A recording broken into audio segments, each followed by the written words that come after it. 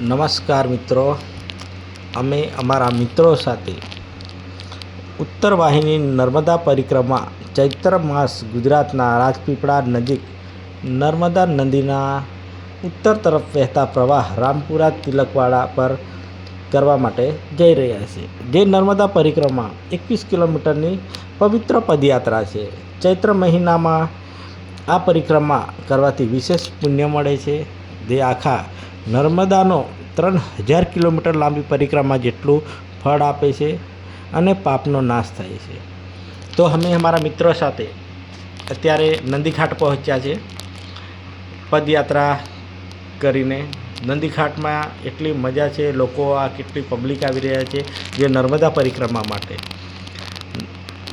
નંદીઘાટ પર એટલી મસ્ત સુવિધા છે જે તમે જોઈ શકો છો, એટલું પબ્લિક છે.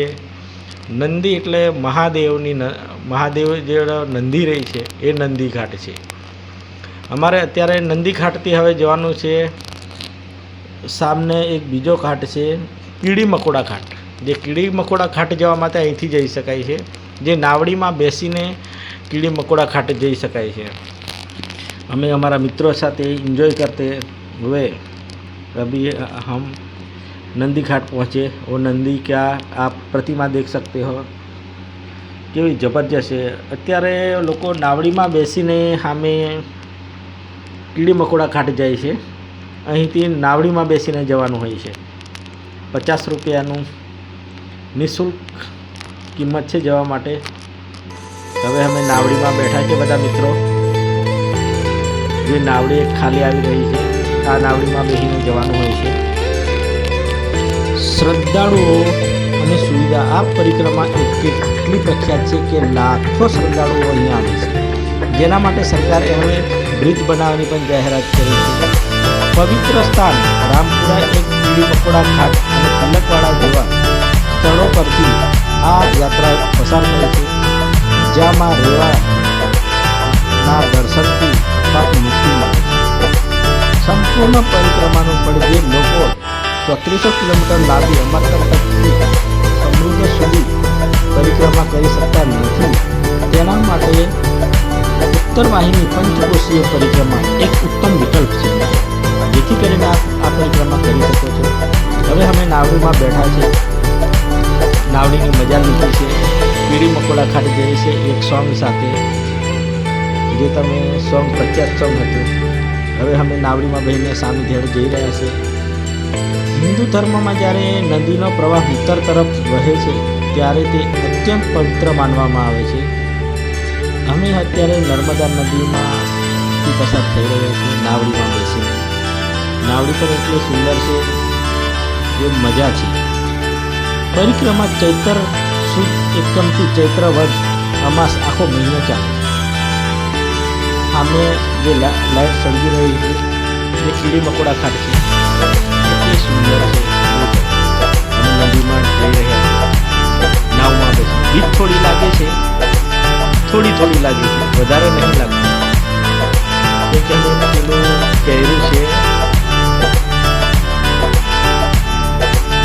देखो आप देखी શકો છો.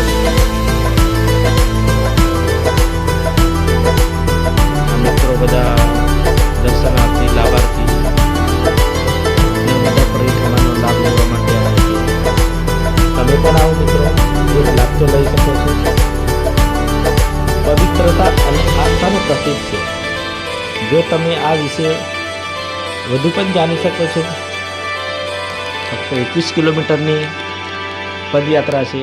નર્મદા નદીનો નજારો રાતનો વર્ષમાં એક વખત લઈ શકો છો. જે આપણા ડિસ્ટ્રિક્ટ છોટાઉદેપુરથી પણ નજીક છે. લોકો બારથી કેટલા દૂર ડિસ્ટ્રિક્ટથી નર્મદા પરિક્રમા માટે આવી રહ્યા છે, તો આપણે કેમ ને આ પવિત્ર નર્મદા પરિક્રમાનો લાભ લઈ શકીએ. દેખો અમારા કપિલભાઈ મજા લઈ રહ્યા છે. આ અમારા મયુરભાઈ પંડ્યા જે સૌરાષ્ટ્રના છે, જે અમે અત્યારે નાવમાં બેસીને જઈ રહ્યા છે. સામે કીડી મકોડા ઘાટ મજા છે. સામે હવે ટૂંક સમયમાં અમે પહોંચી જઈશું કીડી મકોડા ઘાટ, અને ત્યાં અમે અત્યારે હવે ઉતરશું. અમારી નાવ પહોંચી ગયા છે કીડી મકોડા ઘાટ, જે આપ જોઈ શકો છો અમે બધા ઉતરીએ છીએ હવે. મારી નાવડી કેટલી મસ્ત છે મિત્રો, દેખી શકો છો. બધી નાવડી મજાની છે. બોમ્બે ગોવાથી તો આવી છે નાવડી સ્પેશિયલ ઉત્તરવાહિની નર્મદા પરિક્રમા માટે મંગાવવામાં આવી છે બોટો. લોકો ચાલીને આવી રહ્યા છે. હવે અહીંથી અમારે પાછું રામપુરાથી અમે નર્મદા પરિક્રમા ચાલુ કરશું. તિલકવાડા ખાતે જઈશું. અમારા મિત્રો છે બધા જે નર્મદા પરિક્રમા માટે આવ્યા છે, નર્મદા પરિક્રમાનો લાભ લેવા માટે આવ્યા છે.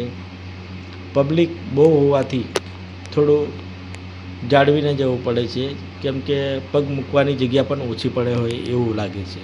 એક નાવડી નર્મદા નદીમાંથી આવી રહી છે શ્રદ્ધાળુઓને રહીને આપ જોઈ શકો છો. હર હર મહાદેવ, હર હર નર્મદે.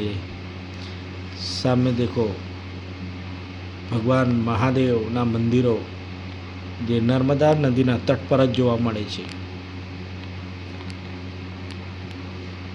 સૌથી વધારે મંદિરો નર્મદા નદીના તટ પર જોવા મળે છે.